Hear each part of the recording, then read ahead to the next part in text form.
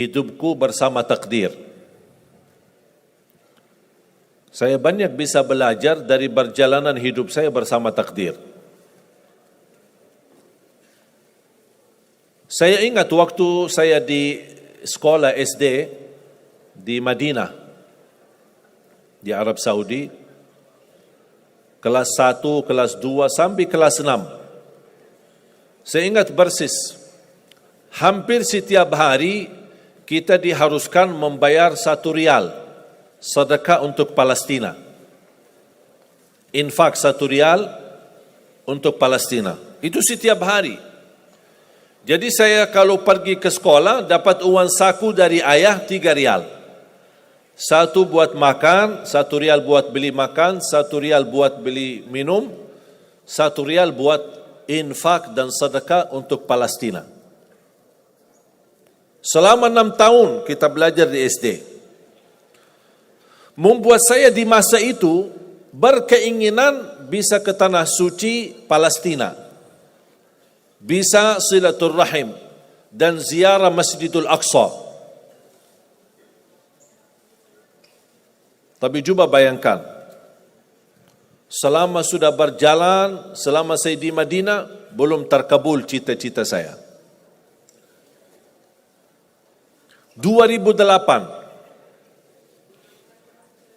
saya dapat panggilan menjadi imam tarawih di Masjid Agung Sunda Kelapa di Jakarta. Saya datang, tugas saya jadi imam. Apalagi masyarakat luar biasa antusias ketika kedatangan tamu dari Madinah. Ramai masjidnya. Menjalani tugas selama 1 bulan Ramadan full. Imam tarawih dan imam tahajud. Di saat itu sering bertemu dengan wakil presiden. Waktu itu Bapak Yusuf Kalla. Dan keluarga besar. Ternyata sebagai orang asing, alhamdulillah dapat kemudahan, dapat fasilitas izin tinggal di Indonesia. Membuat saya kalau mau ke Indonesia tidak perlu visa lagi. Jadi bebas ke Madinah, mudik sebentar, balik lagi ke Indonesia. Lama kelamaan betah di Indonesia. Apalagi gara-gara ibu-ibu di Indonesia.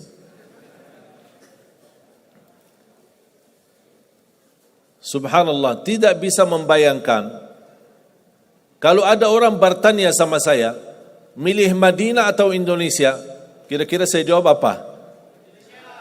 Madinah lah.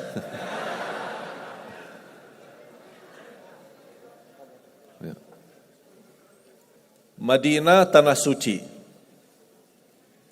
Salat di Masjid Nabawi 1000 kali lipat dibanding salat di Masjid Istiqlal. 1000 kali lipat. Salat di Masjidul Haram 100.000 kali lipat.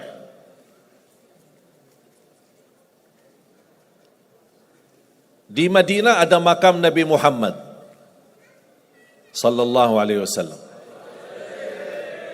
Ada Masjid Quba. Kalau kita bicara barakah, ya Madinah lebih barakah. Aman, Madinah lebih aman. Suci, Madinah lebih suci. Banyak orang Indonesia berkata, oh aku bingungnya, kita aja mau ke Madinah, kok inti yang datang ke Indonesia. Tapi ternyata saya belum bisa tahu, kecuali baru beberapa bulan lalu, ternyata takdir itu benar-benar baik dari Allah Subhanahu wa Ta'ala. Tinggal di Indonesia 2008, 2009, 2010, saya masih ingat pertama kali belum bisa bahasa Indonesia. Bisa enggak terbayang? Dah bisa bahasa Indonesia. Mulai 2009 diajarin sama teman hafal 4 kata. Dah usah yang lain-lain, sudah pusing. Bahasa Indonesia mudah. Dan 4 kata ini sering dipakai oleh orang Indonesia. Apa kabar? Bagus. Mau kemana? Aku cinta kepadamu. Itu aja. Dah usah pusing-pusing. Bahasa Indonesia mudah. Dengan tulus hati saya setiap bertemu orang, itu aja yang saya sampaikan. Assalamualaikum, apa kabar? Bagus. Mau kemana? Aku cinta kepadamu. Orang bingung ini. Subhanallah, sedikit-sedikit belajar. 2010 pertama saya ikut mengisi bersama sahabat saya, teman baik saya, Ustaz Yusuf Mansur,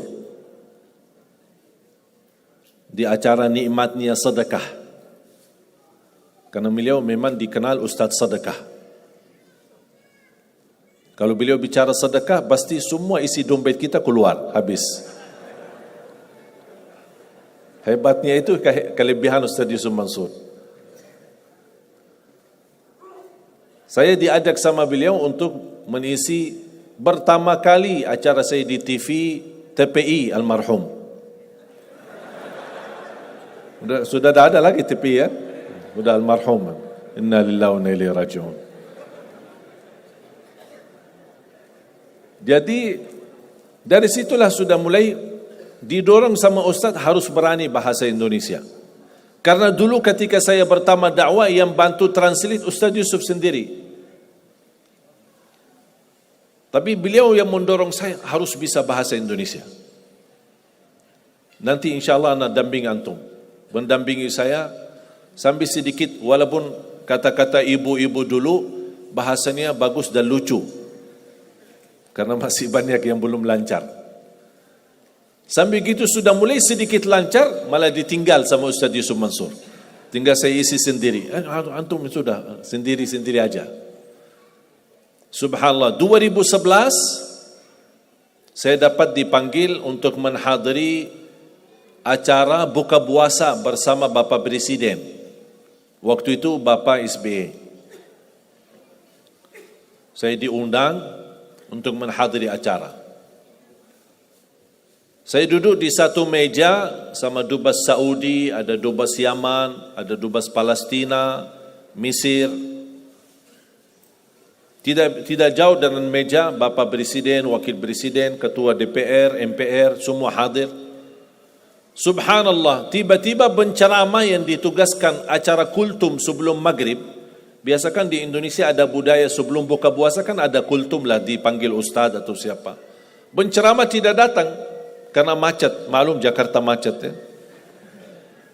Ternyata Allah punya rencana. Didatangi protokol, Pak maaf, penceramah kita tidak datang. Ditunjuk Mbak Syekh yang isi. Saya kaget, apa yang mau saya isi? Depan presiden lagi.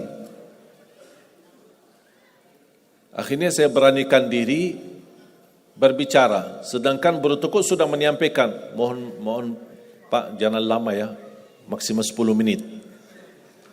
Ya biasa protokol.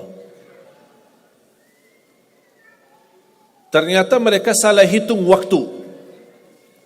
Saya habis 10 menit, saya turun, selesai tugas, duduk lagi di meja. Ternyata masih mau maghrib 40 menit lagi. Mereka salah hitung. Bingung apa mau isi lagi. Didatangin ustaz, salah satu imam Masjid Istiqlal untuk baca salawatlah Asmaul Husna, baca Asmaul Husna, baca salawat, baca subhanallah walhamdulillah wa la ilaha illallah wallahu akbar, sampai orang badan ngantuk, habis waktunya. Tapi masih ada waktu belum maghrib. Saya didatangi lagi sama protokol. Bapak Presiden minta antum datang lagi, naik isi kultum sebentar sebelum maghrib. Saya kaget. Kok ini satu acara tapi 2 kali saya isi. Saya naik panggung. Saya masih ingat pertama ketika saya naik, karena tamu yang hadir ada kan juga dari negeri sahabat, negara Arab dan negara yang lain. Pas begitu saya mulai berbicara, biasa saya menawali Assalamualaikum warahmatullahi wabarakatuh, Bismillahirrahmanirrahim, Alhamdulillahirabbil alamin dalam bahasa Arab. Saya lihat Bapak Presiden kan ada alat terjemah di depan setiap tamu. Bapak Presiden mengambil alatnya. Begitu saya berkata amma ba'du, yang saya muliakan, yang saya cintai ayah kami Bapak Presiden Republik Indonesia, Beliau kaget. Langsung turunin alatnya lagi. Ini dengar langsung bahasa Indonesia. Karena dia melihat nampilan saya bukan orang Indonesia. Begitu alhamdulillah saya isi yang kedua kali, malah beliau panggil. Saya duduk.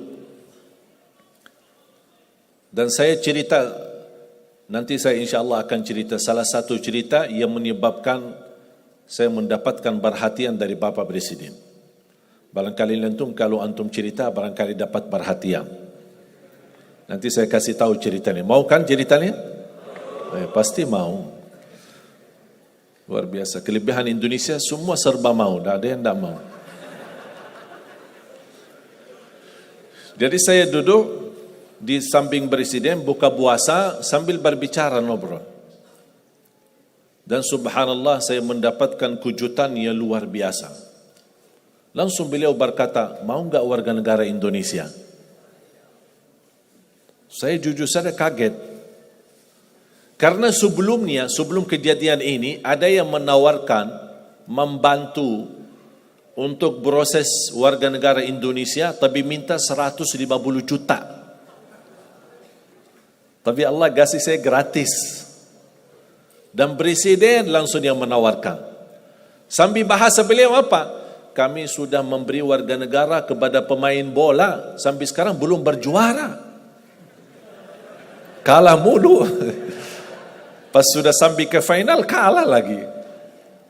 Mudah-mudahan kami memberi warga negara, mudah-mudahan bisa bermanfaat untuk Indonesia. Saya ingat persis bahasa beliau.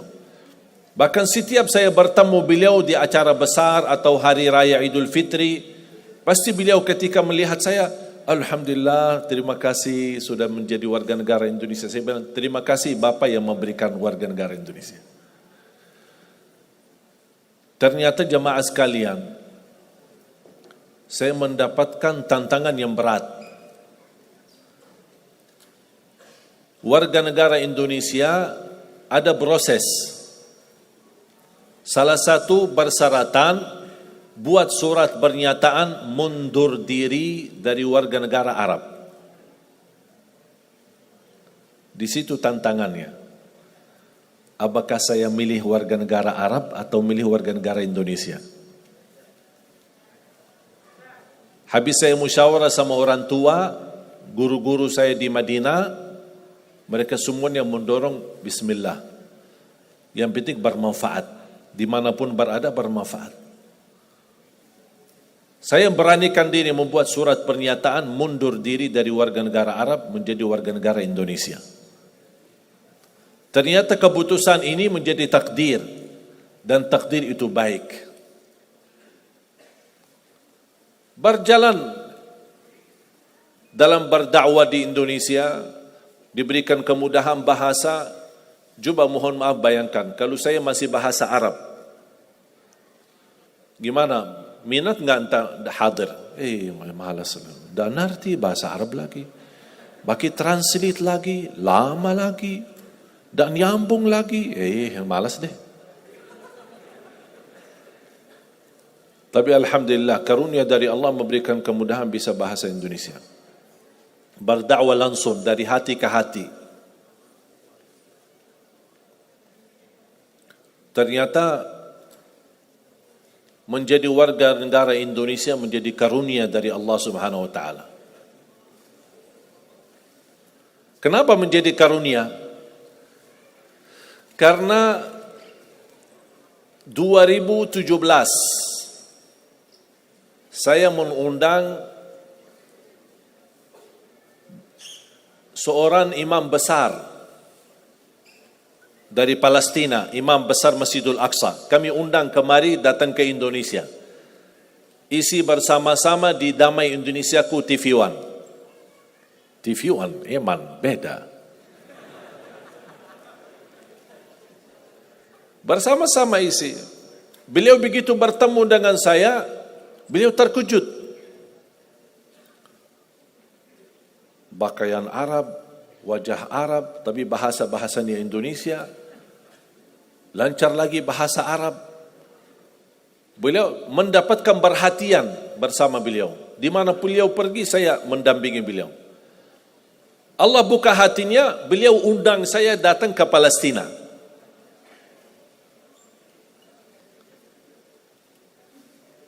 Ternyata istimewa warga negara Indonesia.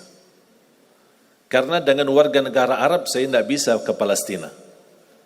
Tapi dengan warga negara Indonesia, alhamdulillah bisa ke Palestina. Saya dipanggil, diundang, dijemput, saya hadir. Bahkan lebih daripada itu semua, ketika saya dibawa sama beliau salat maghrib di Masjidil Aqsa, dan tanpa diberitahu, tidak dikasih tahu sebelumnya, tidak diinformasikan, pas muazzin sedang iqamat, qad qamatis salah, beliau imam besar Masjidil Aqsa dari belakang mendorong saya ke mihrab menjadi imam salat maghrib. Berarti kalau Anda mendengar cerita ada orang Indonesia jadi imam di Masjidil Aqsa, itu Ali Jaber. Karena setahu saya belum ada orang Indonesia yang jadi imam di sana. Dan ini semua karunia. Saya tidak pernah minta. Tapi ternyata saya ingat dulu cita saya di SD. Selama kita sumbangkan satu rial untuk Palestina, kapan saya bisa ke Palestina? Ternyata Allah sudah kabulkan, tapi prosesnya harus ke Indonesia dulu. Datang ke Indonesia, mundur diri dari warga negara Arab, terima warga negara Indonesia, baru Allah kabulkan doamu selama ini. Ternyata Allah kabulkan. Walaupun cukup lama ditunggu, tapi ternyata semua apa yang Allah berikan itu luar biasa baik. Lebih daripada itu, saya menemukan sejarah keluarga. Ternyata baru saya tahu kakek saya lahir Indonesia. Lahiran mana? Lombok. Siapa yang dari Lombok? Angkat tangan dari Lombok. Lumayan. 1, 2, 3, 4. Lahir dari Lombok.